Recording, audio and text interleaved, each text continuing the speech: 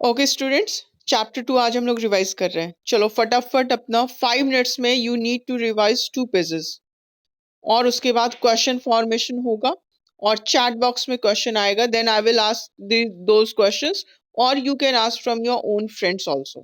ठीक है, चलो फटाफट without wasting time. Camera on होगा तो हमको पता चलेगा कौन कौन काम कर रहा है, कौन कौन नहीं कर रहा है। Switch on your cameras.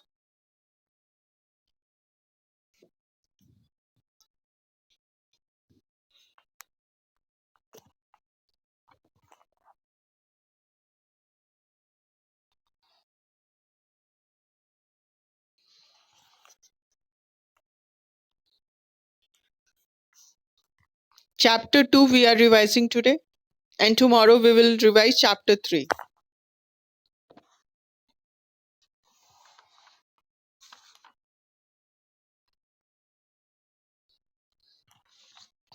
ये चैप्टर बहुत इंपॉर्टेंट है। इसमें इसमें कितना क्वेश्चंस आ रहा है देखे हो ना तुम लोग कल के सिलेबस में। अर्श अर्श श्रीवास्तव, कल के क्लास में थे क्या तुम?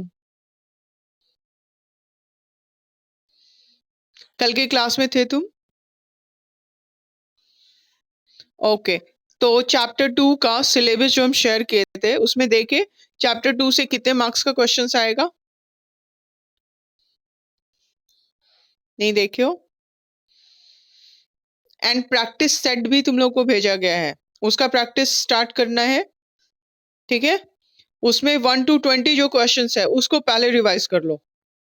जितने भी प्रैक्टिस सेट है उसका 1 2, क्योंकि वो 1 मार्क्स का 1 वर्ड का आंसर्स है, तो वो सही होता है तो 20 मार्क्स तुम्हारे बहुत इजीली आ जा रहे हैं। उसके बाद फिर बाकी बाकी पोर्शंस पे भी फोकस करना है। ओके चलो 2 पेजेस जल्दी जल्दी पढ़ो, फिनिश करो जल्दी।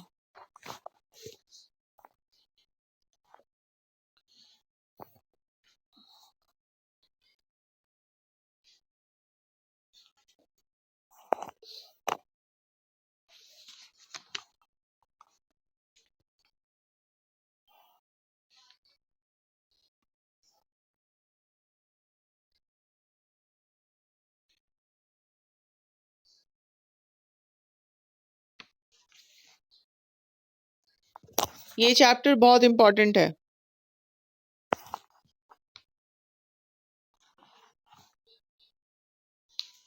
आई थिंक इससे 7 मार्क्स है, इस चैप्टर से 7 मार्क्स है ना।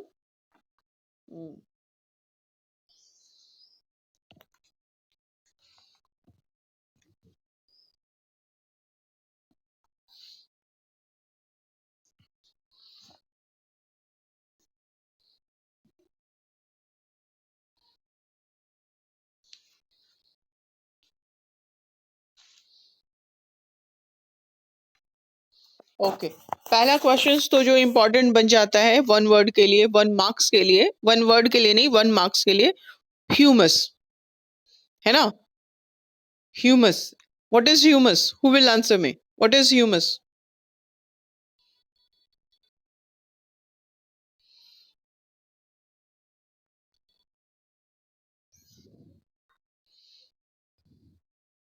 Very nice, very nice. So what is humus, ये पहला इंपॉर्टेंट क्वेश्चन है 1 मार्क्स के लिए। ओके, ये किसी ना किसी फॉर्म में जरूर आता है ये question, fill in the blanks में हो, ट्रू फॉर, किसी भी फॉर्म में ये आए, लेकिन ह्यूमस इंपॉर्टेंट है। What is humus, you must know.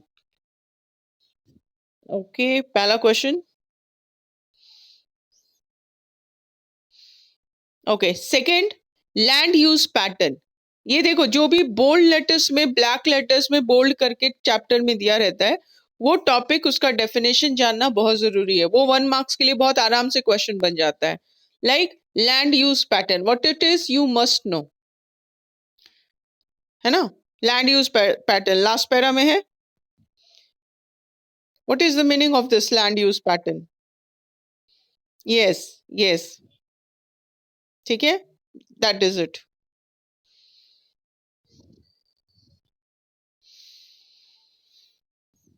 Okay, so ये 2 क्वेश्चन तो है ही हैं फर्स्ट पेज से। Who wants to answer? What is land use pattern?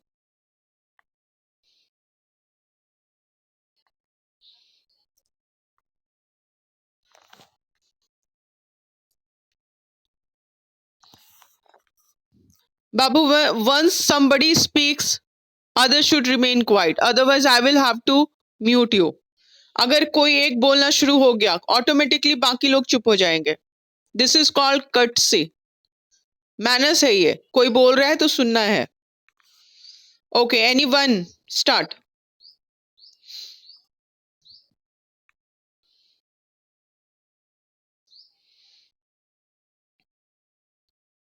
Nice, nice. ठीक है, ठीक है. So first question humus, second is land use pattern. You must know it. Okay, चलो नेक्स्ट पेज पे आ जाओ.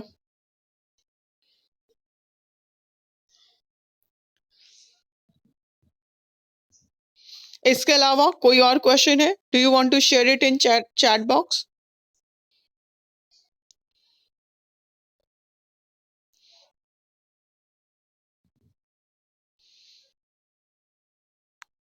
यस, ठीक है. Yes. What is physical factors?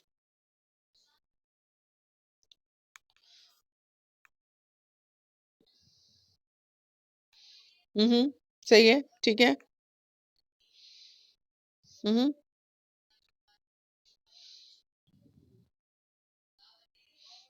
Okay, ठीक है. One more question. Why is the study of land use pattern important? Page 10 का first two lines. Question वहां से बन रहा है और ये तुम्हारा क्वेश्चन भी है, E2 का पार्ट भी है ये. और ये क्वेश्चन इंपॉर्टेंट भी हो जाता है. What is land use pattern and why it is important to study about it? Who will answer?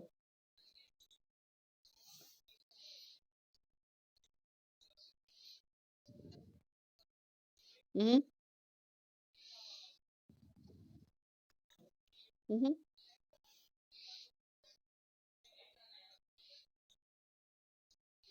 हम्म.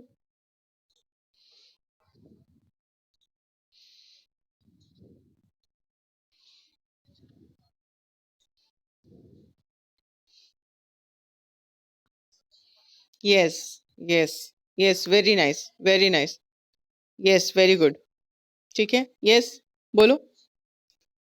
बाबू तुम लोग का wait wait, you people have kept your cameras switched off. Why so? मतलब blank screen की recording चाहिए क्या तुम लोग को? हम्म, अच्छा ठीक है, ठीक है, बोलो.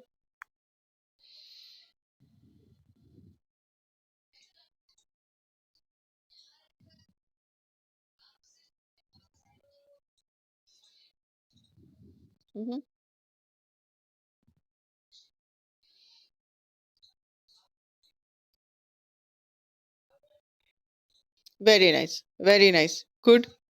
ठीक है, very good. Now degradation and deforestation, ये वर्ड्स अगर बाद में आते तो ठीक है. मीनिंग इसका पता होना चाहिए सबको, है ना? Now soil resources, read that topic. ये सॉइल रिसोर्सेस टॉपिक बहुत इंपॉर्टेंट है. बहुत इंपॉर्टेंट टॉपिक है सॉइल, सॉइल रिसोर्सेस. उसमें factors affecting soil formation, that is also very important. चलो इस टॉपिक को एकदम ध्यान से पढ़ो. इसमें से क्वेश्चन आएगा ही आएगा. सॉइल रिसोर्सेज से and factor affecting soil formation से बिल्कुल क्वेश्चन आएगा.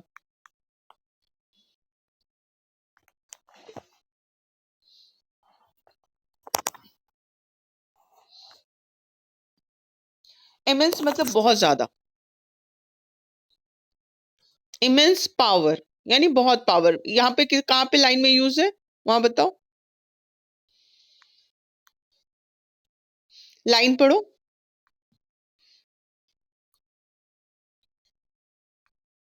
इमेंस वैल्यू यानी बहुत ज्यादा वैल्यू का है ना? इमेंस मतलब बहुत ज्यादा.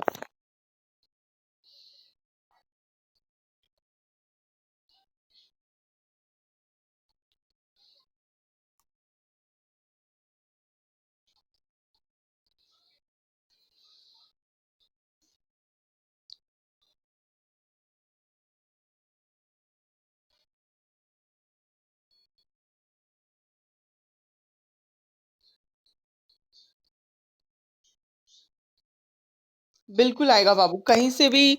जब चैप्टर के अंदर से क्वेश्चन है तो कहीं से भी क्वेश्चन आएगा, बिल्कुल आएगा।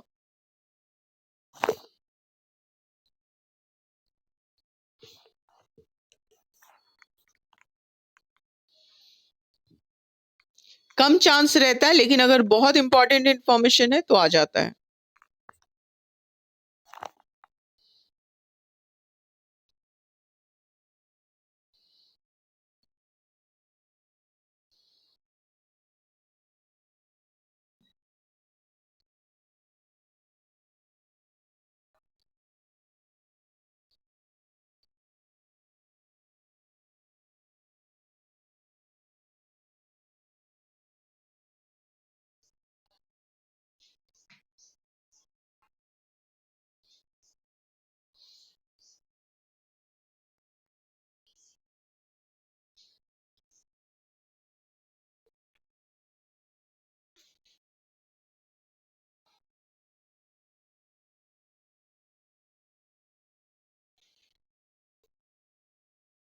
Okay, now you people, if you have read it, you can send me the question and I will ask those questions. Chat box में question अगर डालो, I will ask.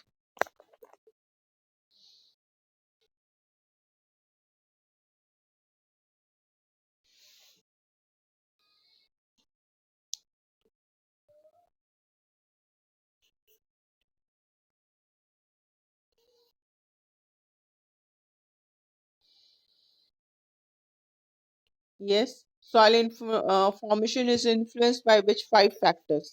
Okay, ठीक है.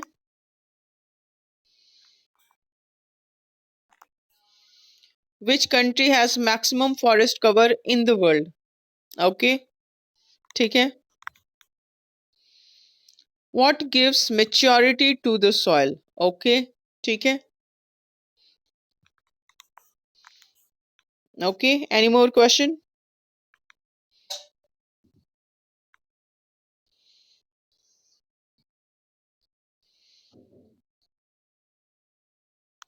फैक्टर्स अफेक्टिंग सॉइल फॉर्मेशन बहुत important topic है, surely उससे question आएगा. What is soil erosion? Okay, good, ठीक है. Okay, let me send these all question to you in the group. सारे क्वेश्चन हम भेज रहे हैं तुम लोग को.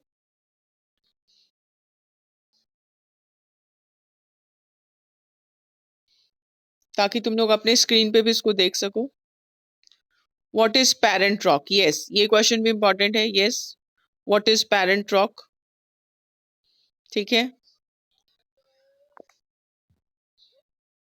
ओके, और question, which country is? Okay, what gives maturity to the soil? ठीक है, ये भी सही है.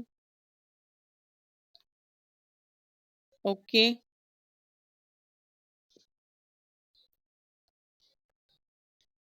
Okay, next question. The original rock from which soil is formed by the process of weather is called. Okay. What is soil erosion? Soil cover is always thickened. ठीक है, ठीक है. ये क्वेश्चन भी शेयर कर रहे हैं. Okay, now you have many questions in the group. From which type of rock black soil is derived? Okay, ठीक है, ठीक है, गुड क्वेश्चन. ठीक है, ग्रुप में डाल रहे हैं हम सबके लिए. Okay, what affects the soil formation? ठीक है. Holistic approach for achieving productive and balance ecosystem. ठीक है. Okay, okay, how climate condition, ये क्वेश्चन भी बहुत इंपॉर्टेंट है, इसको भी हम शेयर कर रहे हैं तुम्हारे स्क्रीन पे, सबके लिए शेयर कर रहे हैं उसको. Good. Soil cover is always thicken. ठीक है, 1 मार्क्स के लिए. ठीक है, अच्छा क्वेश्चन है. Okay, so now we have many questions. ठीक है, ग्रुप में बहुत सारा क्वेश्चन है. Now I will ask these questions from you people. How the climate affect soil formation? Okay, ठीक है, बहुत सारा क्वेश्चन है. Now who will answer? Select your question and you can answer. Okay, who wants to answer now? I have given many questions in the group. Select your question and then answer.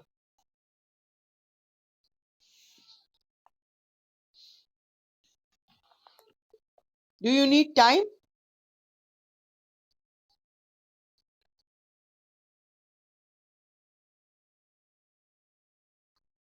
Okay, take your time and prepare your answer, क्योंकि ये important है और लंबा topic है।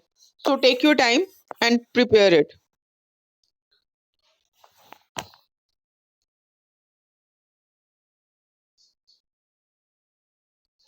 If you are ready, then tell me your name and then start answering, okay?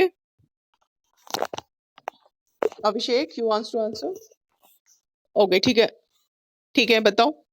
You want to explain parent rope, okay?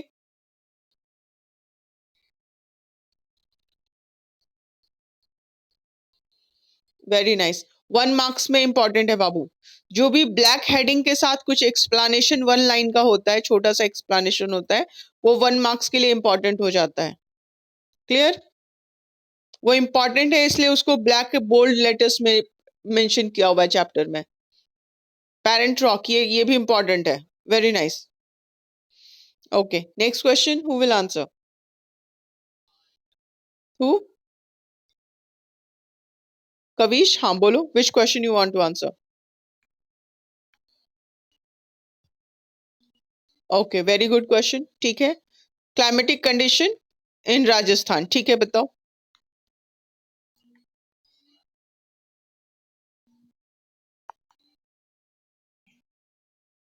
हम्म। ये question भी बार बार exam में आता है बाबू। ठीक है, soil formation in climatic condition and soil formation इन राजस्थान, ये question भी इससे क्वेश्चन है ना। कौन सा क्वेश्चन है? कौन सा क्वेश्चन नंबर है? E1 का पार्ट है। E1 का पार्ट है, ठीक है। ठीक है, और ये राजस्थान पे स्पेशल करके भी क्वेश्चन आ जाता है। तुम लोग अगर प्रैक्टिस सेट शुरू किए हो देखना, तो उसमें देखोगे। ओके, चलो। प्रैक्टिस सेट इसलिए दिया गया बाबू, अगर अच्छा मार्क्स लाना है, एक दिन में एक सेट का बनाना शुरू करो प्रैक्टिस। वो इसलिए दिया गया है कि सेट का प्रैक्टिस शुरू कर दो। अगर तुमको 90 प्लस मार्क्स चाहिए, तो बेस्ट ऑप्शन है कि जो पढ़ाई हो गई है वो कंप्लीट हो चुकी है, तो अब क्वेश्चन सेट का प्रैक्टिस करते जाओ, यानी लिखने का काम शुरू करो। क्वेश्चन सेट देखो और क्वेश्चंस को सॉल्व करो। ठीक है, ओके। ठीक है, नेक्स्ट कौन आंसर करेगा?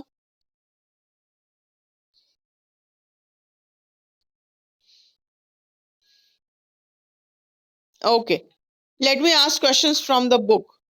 ठीक है, एबीसी ऑब्वियस है कि ए 1 मार्क्स के लिए इंपॉर्टेंट है एबीसी, तो उसी में से पहले हम क्वेश्चन पूछ लेते हैं। ठीक है, which type of erosion leads to desertification? बार बार आता है ये क्वेश्चन, डबल टिक कर दो। स्टार दलवाए थे ना इस पे। Which type of erosion leads to desertification?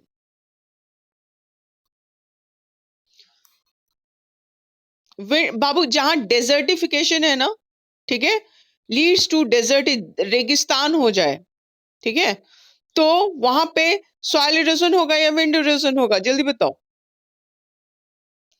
Wind erosion होगा, विंड इरोजन होगा। डेजर्ट ही पूरा रेगिस्तान हो जाए, इसका मतलब वो विंड इरोजन रहता है। ठीक है,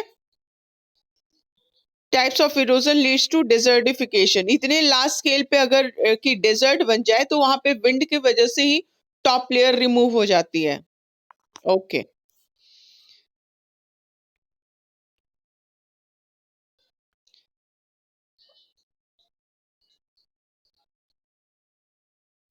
maintenance of lakes and ponds is essential for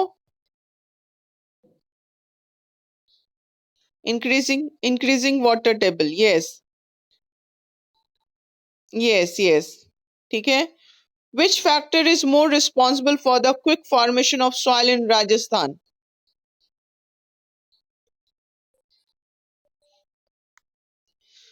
ये क्वेश्चन भी आता है बाबू, ये क्वेश्चन भी पूछा जाता है। ठीक है, okay. To maintain ecological balance, dash% of land is required? 33%। Ecological balance के लिए 33% फॉरेस्ट होने चाहिए वर्ल्ड में, और अभी कितना है? अभी कितना है? 30। 30.7 है, सबके बुक में सेम डेटा है।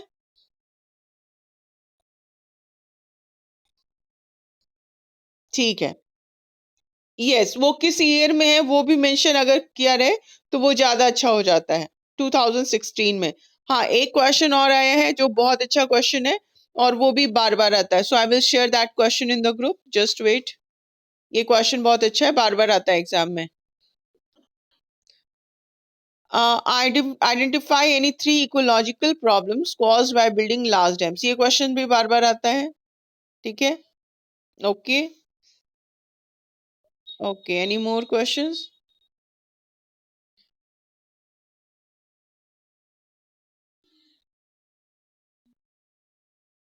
हम्म, हाँ हाँ, हाफ ईयरली में क्वेश्चन था। Okay, now next question, the main source of fresh water is rain water. जहां पे भी फ्रेश वाटर है तो फ्रेश वाटर तो रेन से ही मिलता है ना, तो rain water. Okay, earth is known as dash planet, blue planet या वाटरी प्लैनेट, दोनों सही है क्योंकि वाटर है ना, तो वाटरी प्लैनेट या ब्लू प्लैनेट दोनों सही है। Okay, planting of tree is commonly known as afforestation, afforestation, ठीक है, अफॉरेस्टेशन। और उसी का जस्ट अपोजिट है deforestation, cutting down of trees on large scale, उसको डिफॉरेस्टेशन बोलते हैं, और लार्ज स्केल पे जो प्लांटेशन करते हैं उसको अफॉरेस्टेशन बोलते हैं। याद रहेगा, ये इंपॉर्टेंट टर्म्स है, ये इंपॉर्टेंट टर्म्स है, याद होना चाहिए। ओके, नेक्स्ट, सी में पहले ही लाइन में ह्यूमस, व्हाट इज ह्यूमस?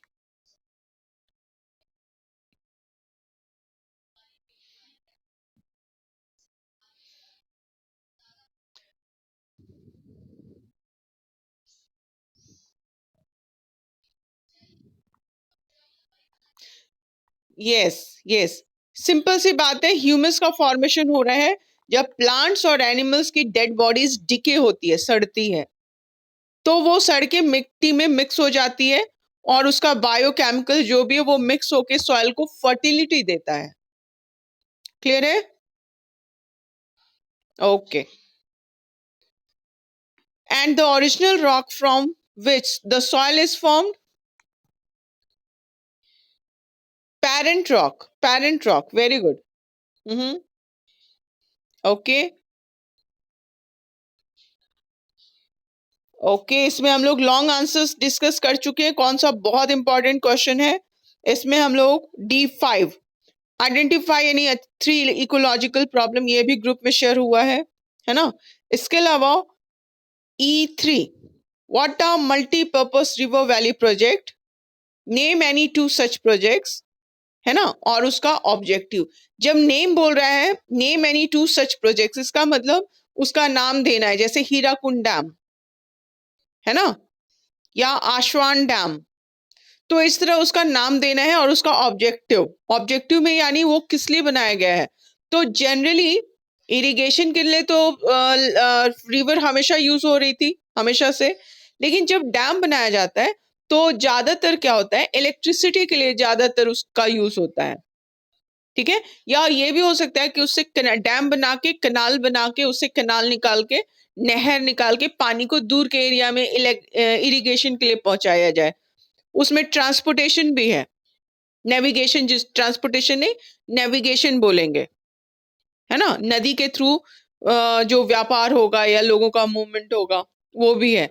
तो ये भी क्वेश्चन बहुत बहुत इंपॉर्टेंट है, मार्क कर चुके हो तुम लोग। एंड एक और क्वेश्चन है जो सिंपल है एंड इंपॉर्टेंट है, वो है E4, suggest any 5 steps to conserve soil. जहां पे कंजर्व कर रहे हैं सॉइल को, तो उसका एक क्लियर मीनिंग होगा कि प्लांटेशन से रिलेटेड ही सारा स्टेप होगा, है ना, या तो ट्री लगाएं या ट्री को ना काटे, यानी अफॉरेस्टेशन भी होगा, अवॉइडिंग डिफॉरेस्टेशन भी होगा, क्योंकि सॉइल तभी कंजर्व होगी जब प्लांट्स जो है, ट्री जो है, उसका रूट जड़ जड़ जो है वो सॉइल को कस के टाइटली होल्ड करके रखेगा, ताकि वो विंड से, एयर से, पानी से बह ना जाए। क्लियर है? तो ये सिंपल सा है। E4 बहुत इंपॉर्टेंट क्वेश्चन है ये भी। फिर suggest any 5 method for the conservation of water, ये भी सिंपल है। सिंपल है ना? चलो, तो अभी हम तुम लोग से कौन सा पूछा जाए? ओके, जो इंपॉर्टेंट क्वेश्चन है उसी में से हम पूछेंगे। D5 और E3 एंड E4 को भी इंपॉर्टेंट में मार्क कर दो। ओके,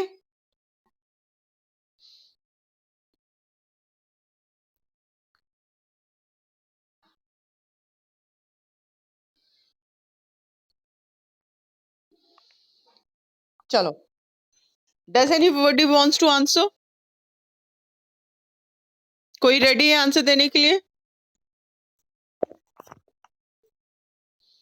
ओके, कुछ क्वेश्चन और आए हैं, देखते हैं हम लोग चैट बॉक्स में। How cracks in rock help in soil formation? What is surface water? ठीक है। Name 2 areas of low rainfall. Okay, what are the methods for soil conservation? Yes, ये क्वेश्चन इंपॉर्टेंट है, सॉइल कंजर्वेशन, यानी E4 है ये question. Okay,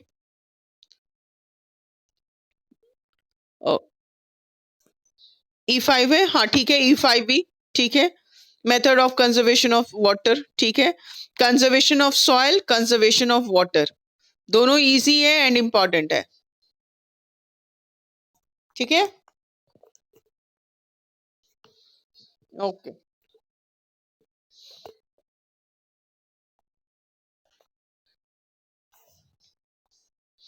okay, who wants to answer E3? E3 हम लोग revision पहले भी किए हुए हैं, किए ना? E3 पहले भी रिवीजन किए हुए हैं ना?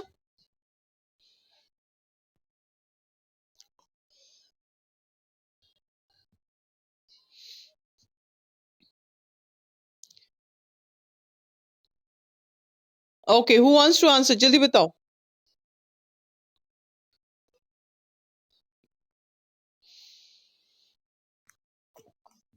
कविश, ओके कविश बोलो, विच क्वेश्चन?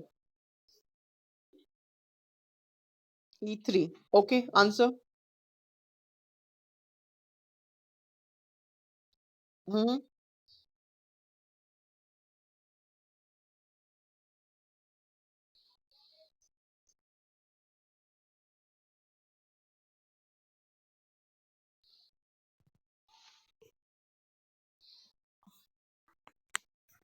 ओके, हम्म,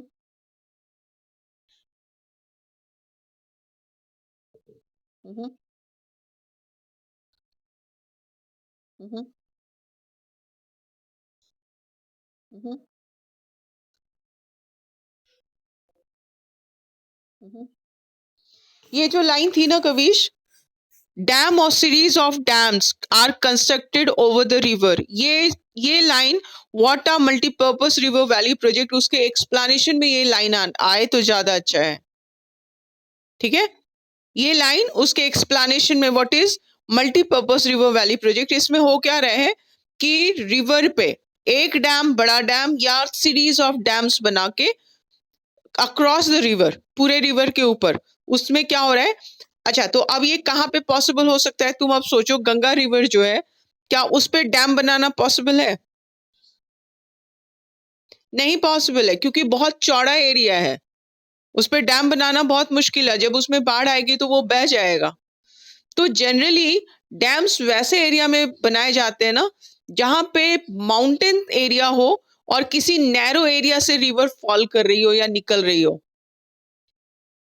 ठीक है, जनरली, जरूरी नहीं है ऐसा ही हो, ठीक, लेकिन जहां पे थोड़ा सा रिवर सकरा हो, ताकि दोनों साइड में स्टोन्स हो, स्ट्रॉन्ग स्टोन्स हो, मिट्टी ना हो, मिट्टी तो बह जाएगी ना, लेकिन स्टोन तो बहुत मजबूत है, तो उस पे डैम बना के नैरो एरिया से, जहां से रिवर क्रॉस कर रही हो, ठीक है, वहां पे डैम बनते हैं। तो नेचुरल ये सिचुएशन देखना होता है कि हर जगह डैम नहीं बन जाएंगे, प्लेन एरिया में आके डैम नहीं बनेंगे। ये माउंटेन एरिया जहां पे रिवर किसी सकरे दो पहाड़ के पत्थर के बीच से गुजर रहे हो, वहां पे ब्लॉक करके उसको पीछे स्पेस में पानी इकट्ठा किया जा सके, वैसा ज्योग्राफिकल स्टडी करके डैम बनाए जाते हैं। ठीक है, ये क्वेश्चन बहुत इंपॉर्टेंट है, सबको सबको याद होना चाहिए। Okay, now next question, any 5 steps to conserve soil? Who will answer?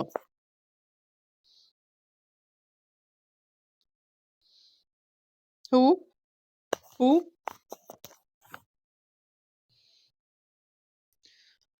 E4. I am asking E4. सिर्फ 3 बच्चों का, 4 बच्चों का कैमरा ऑन है, 5 बच्चों का दिख रहा है, आयुषी का अब दिख रहा है चेहरा, बाकी सबका कैमरा ऑफ है।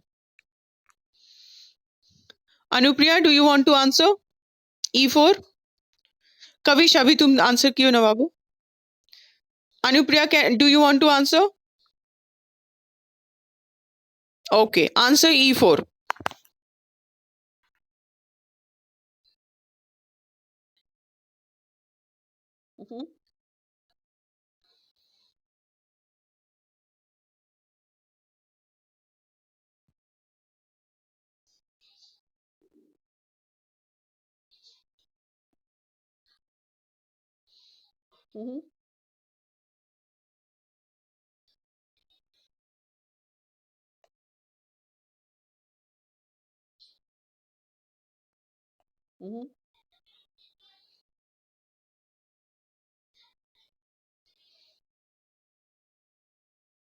Okay, how many steps you have told?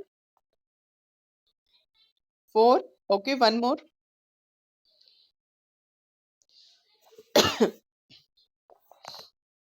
Okay, very nice. Generally क्या होता है, इसमें एक क्वेश्चन और जोड़ देता है, 5 मार्क्स का अगर ये क्वेश्चन है तो पहला पार्ट हो जाता है व्हाट इज सॉइल कंजर्वेशन, और दूसरा पार्ट हो जाता है explain any 3 or 4 ways to conserve the soil. ठीक है, तो कंजर्वेशन जहां है उस वर्ड का भी वाटर या सॉइल को कंजर्व करना। कंजर्व का मतलब क्या है, कल हम लोग देखे थे कल के क्लास में, what is the meaning of conservation?